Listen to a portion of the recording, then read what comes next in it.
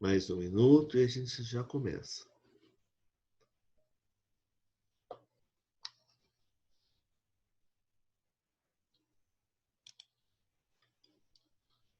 O que foi, Matheus? Oxi. Oxi. Tem outro Matheus? Por quê? Tem outro Matheus Almeida. Tem? Aluno Tem, novo? sei lá.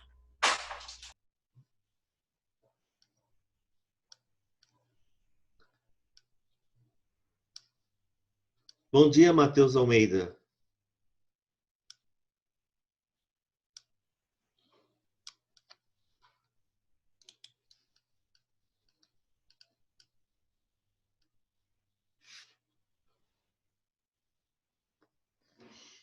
Matheus Almeida.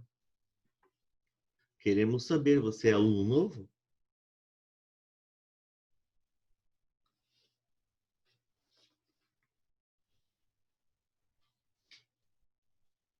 Ele não quer responder.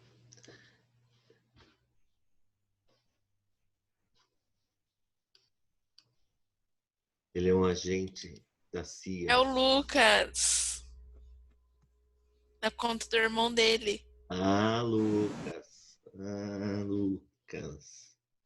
Tá. Lucas de Campos Almeida, é isso? Isso, né? Então tá, tem que me falar para pôr presença para você. Tudo bem, sem problema. Maria Orsi.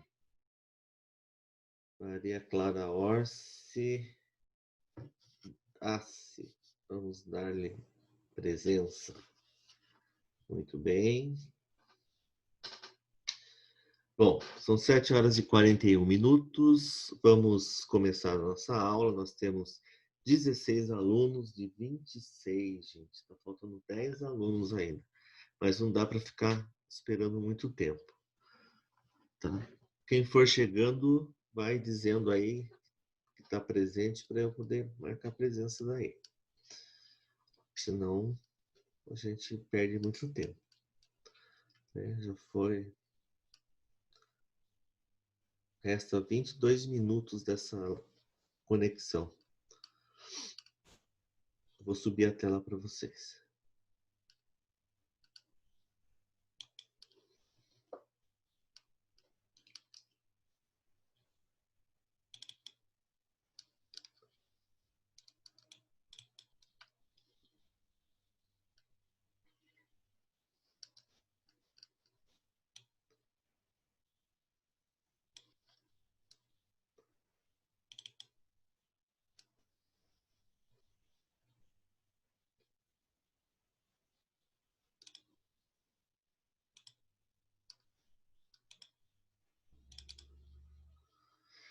Muito bem, pessoal, é o seguinte.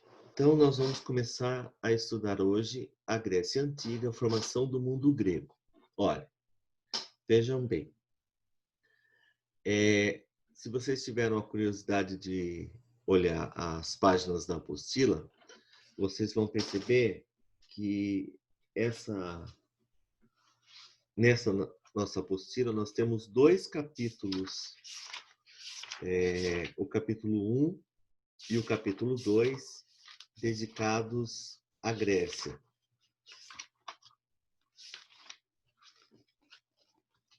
Nós vamos estudar desde a página 4 até a página 24, né?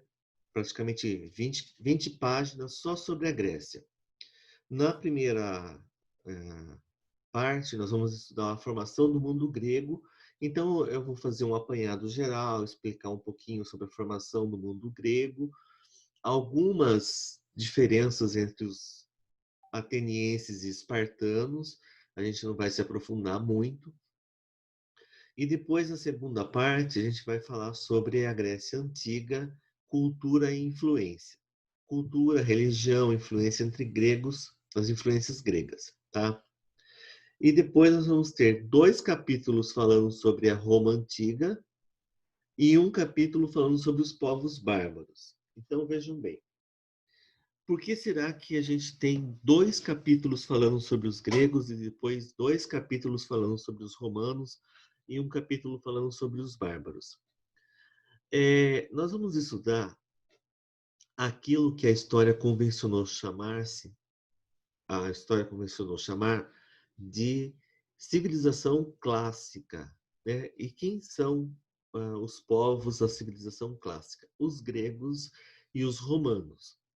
Muito do que a gente usa hoje na nossa vida cotidiana tem origem lá no mundo grego, no mundo romano, e que chegou até nós de alguma forma e foi, logicamente, sendo adaptado e a gente foi modificando ao longo dos anos, mas que tem como raiz o mundo grego e o mundo romano.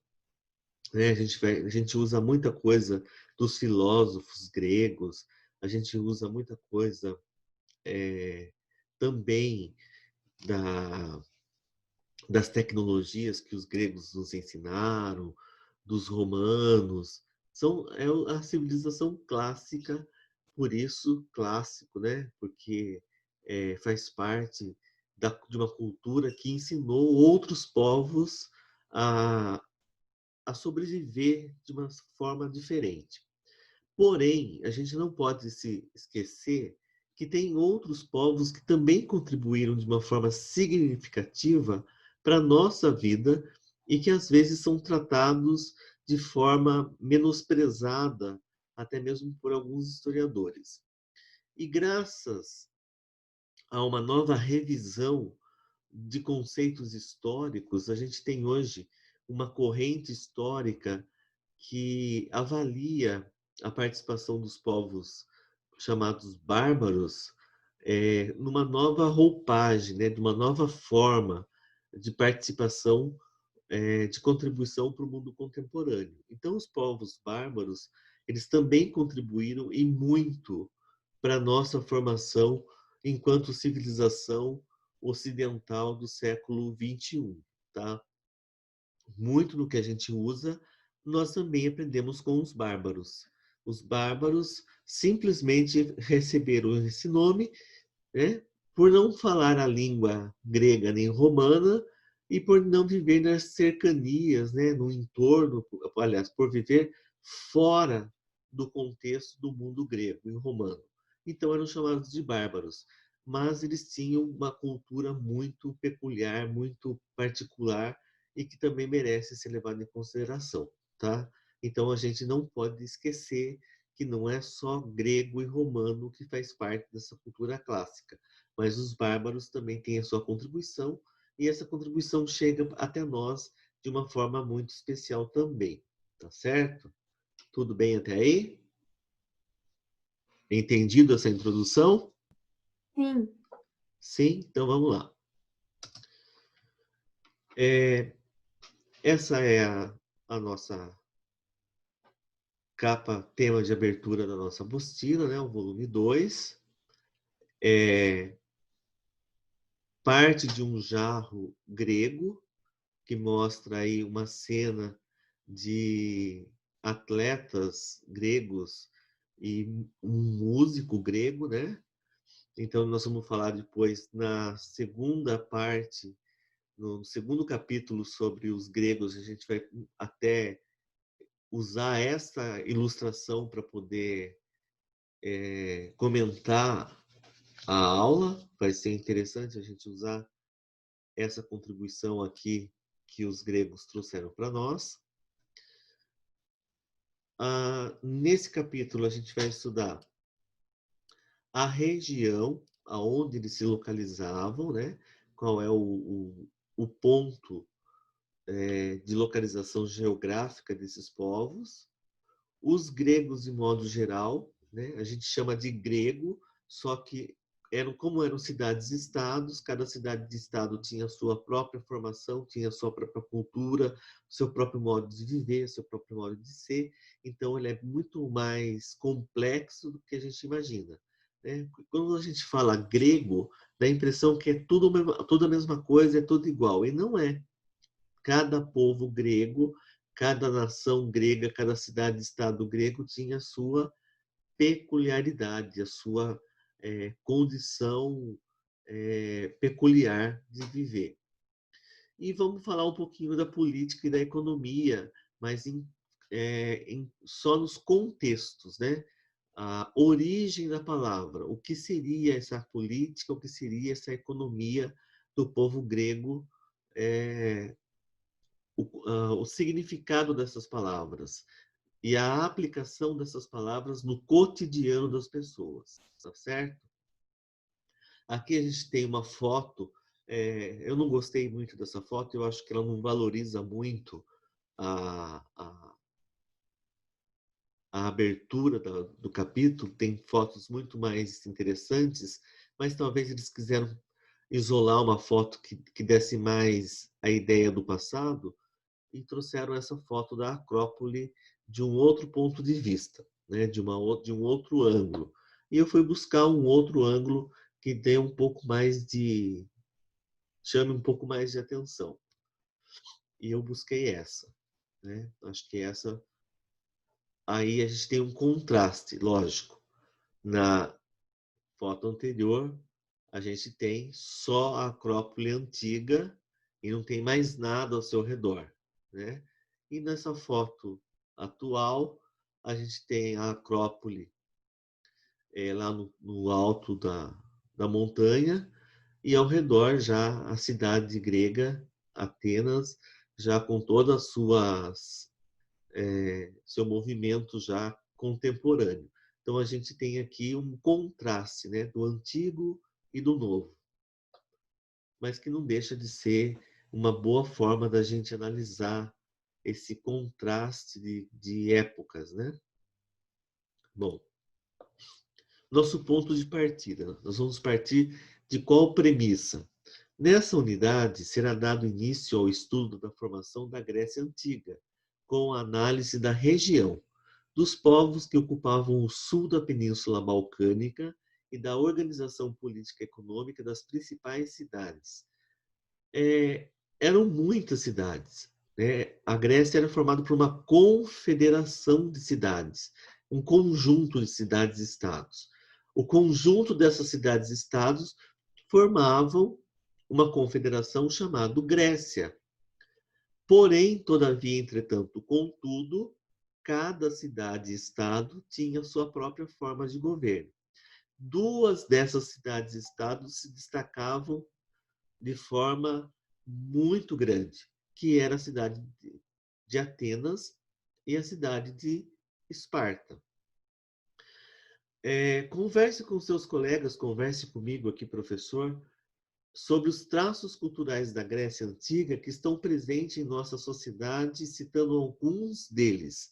Vamos lá, quem é que pode me dar algum exemplo de contribuição grega que chega até nós nos dias atuais? 2 exemplos, vamos lá. Pode falar. Democracia? Democracia. Quem está falando? Rafael Campos. Rafael Campos. Democracia. Muito bem, Rafael. Quem mais? O que mais a gente pode citar? Estruturas, a forma que são feitas algumas estruturas. Você fala de prédios. Isso. Você está falando da arquitetura. A arquitetura. Isso. A arquitetura. Isso. As pilastras. Isso. A engenharia, né? A engenharia da arquitetura, das pilastras, das construções. É isso, né? É isso que você quis dizer? Sim. Isso mesmo. Tá certíssimo. Mais alguém quer dar alguma contribuição?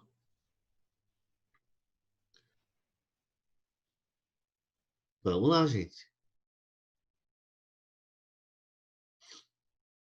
Mais uma. As meninas. Filosofia? A filosofia. Quem falou? Eu de novo. Eu de novo. Rafael. Rafael. Muito bem, Rafael. A filosofia, isso mesmo. Os filósofos gregos, né? Famosos filósofos gregos. O que mais a gente pode citar? As meninas, vamos pôr a cabecinha para funcionar, meninas. Uma contribuição das meninas para a gente continuar, vai.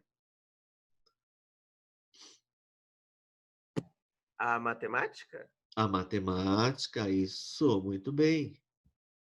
Que mais? As meninas só vão assistir hoje, não vão contribuir? Eu vou chamar então. Bia Leston, tem uma contribuição aí? Não. Não tem, Bia. Beatriz, tem uma contribuição? Também não sei, professor. Também não sabe? Jennifer, Eu não sei, professor. Laura. Vou esperar. Laura? Não sei. Não sabe. Tudo. Ah, Deusas e deuses. isso. A religião. Muito bem. Sim. Roberta. Eu não quero falar, escolhe outra pessoa, professor. Tá bom. Mais alguém quer fazer alguma citação? Os meninos estavam lá argumentando que acho que alguém ia falar alguma coisa. Não? Posso continuar então? Peças teatrais. Isso, o teatro, né? Tanto o teatro cômico como as comédias, como as tragédias gregas, né? Então tem muita coisa do dia a dia que a gente vai buscar, a gente vai fazer puxar o fio da meada e a gente vai chegar lá nos gregos, tá? Extremamente interessante as contribuições. Tá no dia a dia, tá aí nas profissões que vocês resolverem para o futuro, muitas das profissões do futuro que vocês escolherem vão estar atrelados a alguma dessas contribuições dos povos das civilizações clássicas, né? Bom, continuando lá, os objetivos dessa unidade. Então, qual os objetivos que nós vamos elencar? Então, nós temos como objetivo conhecer a importância do estudo da Grécia Antiga, isso é extremamente importante, identificar as principais características físicas do sul da Península Balcânica, relacionando-as com as condições de sobrevivência dos povos que nela se estabeleceram na antiguidade, reconhecer a origem do povo grego, compreender a definição de cidade e estado, destacando as principais características de organização de Atenas e Esparta, que eram as mais importantes. Analisar as características da democracia. Ó, ninguém falou alguém falou democracia? Não lembro se alguém citou democracia. A democracia que a gente tanto fala, né? Que a gente tanto cita, que hoje está tão em voga, né? As pessoas saem nas ruas aí para gritar pela democracia. Então, a democracia ateniense, comparando com a democracia da atualidade, né? Existe uma diferença muito, mas muito gritante entre a democracia grega e a democracia da atualidade. Só que hoje, pessoal, parece que a gente está tendo um retrocesso, tá? A ideia que de repente a gente tem é que nós evoluímos, né?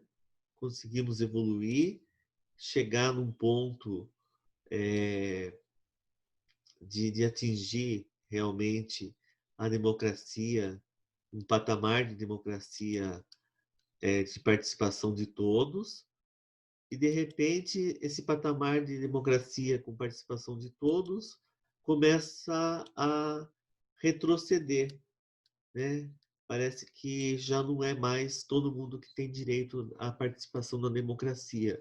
Parece que a gente está vivendo já uma fase ateniense da democracia, né? Onde nem todas as pessoas tinham direito a participar da vida pública, de forma efetiva, que era uma característica da democracia ateniense. Ó, nós temos 10 minutos para fazer, para concluir essa live e aí a gente fazer a reconexão, tá? Então, eu estou cronometrando o tempo aqui. Daqui a pouquinho a gente já faz a reconexão, tá bom? Então, nós vamos falar dessa democracia ateniense de uma forma bem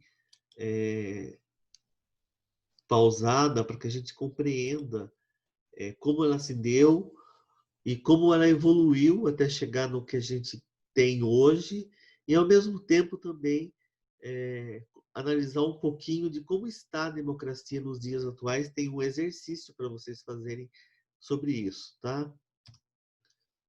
Vamos lá.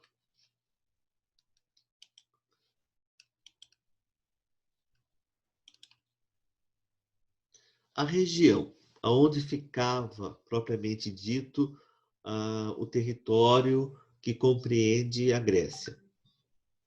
A Grécia atual é um estado unificado, né? É um país. Hoje, sim.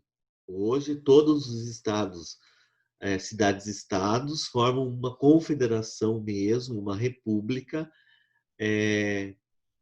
Está sobre um único governo. É um estado unificado, né? Todas as cidades-estados hoje estão sobre um único governo, desde 1829, quando foi feito essa independência e unificação. O que a história nos mostra? Demonstra que a Grécia era um conjunto de cidades-estados e colônias espalhadas por uma vasta região às margens do mar Mediterrâneo. Nós vamos perceber, por exemplo, que os gregos eles não iam muito além da margem do mar Mediterrâneo. Eram povos que viviam muito mais próximo das margens, ao longo do mar Mediterrâneo, e não se estendiam muito para o interior dessas margens. Semelhante a uma colcha de retalhos, porque era toda fragmentada, toda feita de pequenos e pequenos grupos, né? Abrangiam porções litorâneas na Anatólia, no Oriente Médio, pontos isolados da Península Itálica e da Península Ibérica. Então, eram áreas bem distantes uma das outras, por isso havia essa divergência, né, de unificação. As colônias, mais as cidades-estados, espalhavam-se desde o norte da África até a Península Balcânica, no Mar Egeu, e margens do Mar Negro. Então, eles abrangiam várias áreas ali, permeando entre o Mar Mediterrâneo, o Mar Egeu e o Mar Morto. Tá?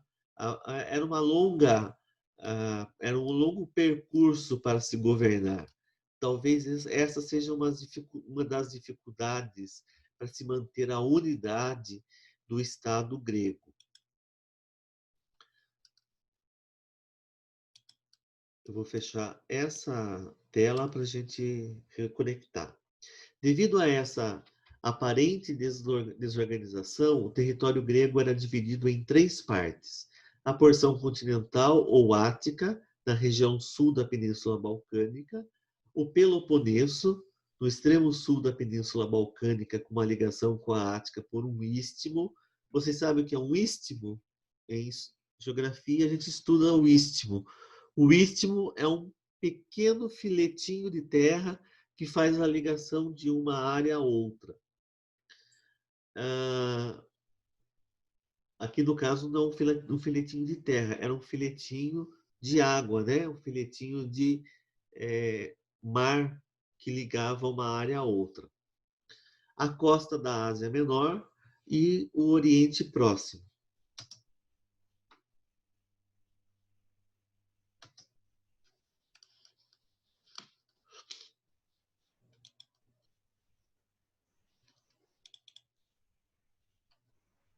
Os gregos espalhavam-se também pelas margens do Mar Negro e pelo sul da Península Itálica, região conhecida como a Magna Grécia. E esse é o mapa por onde toda essa população grega vivia, tá? Eu vou fazer a conexão, a reconexão, que já deu tempo, que já está até disparando o alarme, e eu volto em 3 minutos para a gente começar a partir do mapa, tá bom? Tá bom. Tá bom. Tá? Eu já mando Tá. para vocês o link, tá? Só um minuto. Tá bom.